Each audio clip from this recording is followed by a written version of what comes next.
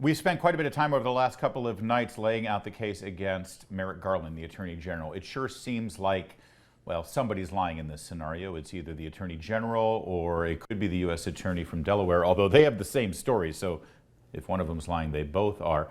Or these whistleblowers. And now there's more. The New York Times uncovered another whistleblower yesterday, independently corroborated their account that the U.S. Attorney from Delaware, Mr. Weiss, said that he did not have decision-making power bringing charges against Hunter Biden. That directly contradicts what the Attorney General has promised under oath. So we're marching toward impeachment, it looks like.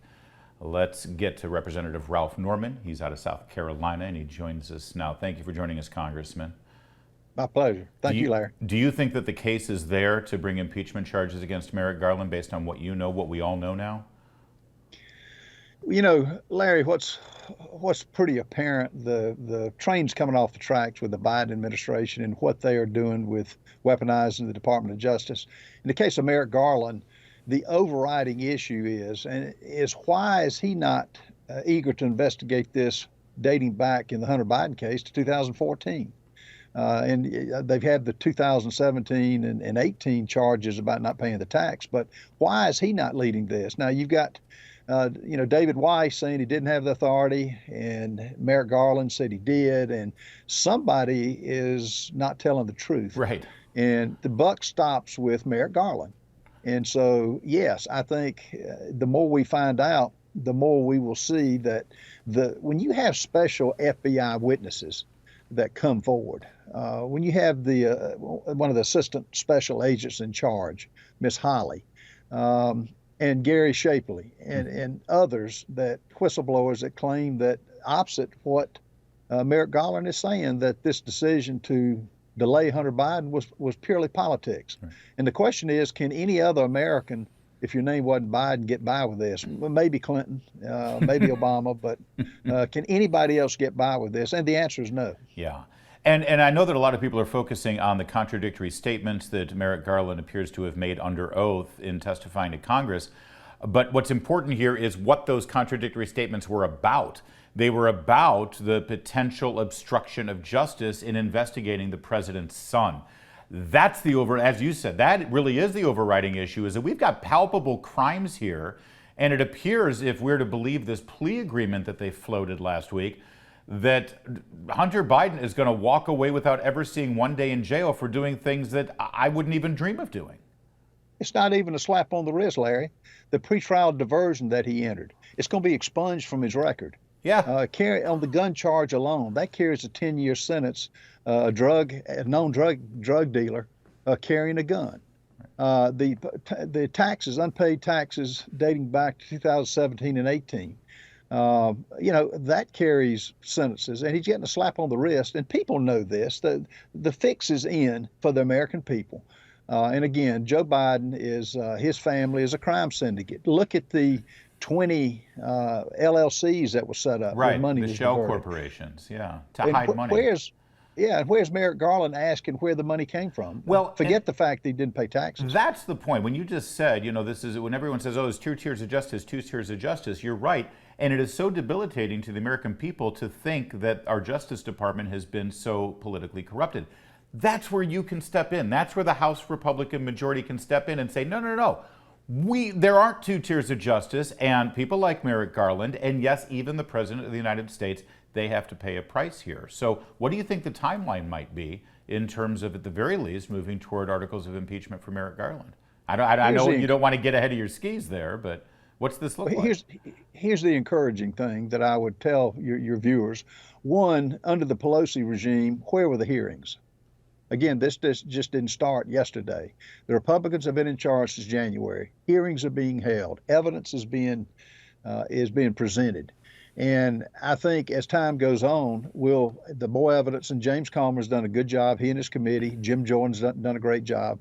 It's going to present a case that's going to look pretty dim for the Biden administration. Mm-hmm. And not only is the impeachment for Biden, but it goes on down the line with Merrick Garland. The other good news is, isn't it great that he's not on the Supreme Court? Somebody that's as compromised as Merrick Garland. Honestly, as many disagreements I might have with Mitch McConnell's governing style in the Senate, we got to raise a statue to this man for holding firm on that during the last year of the Obama administration and not allowing a hearing on Merrick Garland for the Supreme Court. That would have been a disaster. Well, we got to have consequences too. We can't just present the evidence and no consequences. That's what the American people are tired of, and I think it will be. It may have to take another administration, but the wheels of justice turn slow when it concerns the Bidens. They've been stonewalling for so long, and there's absolutely no excuse. And the proof is in of what they've done with the slap on. I wouldn't even say a slap on the wrist to Hunter Biden is a complete joke. It's a full body massage, is what it is. All right, so let's talk about President Biden for a moment. Because you know he doesn't talk to the media, he doesn't talk to the press, he doesn't give press conferences. I think it's been almost a year since his actual last formal press conference. So reporters have to shout questions at him.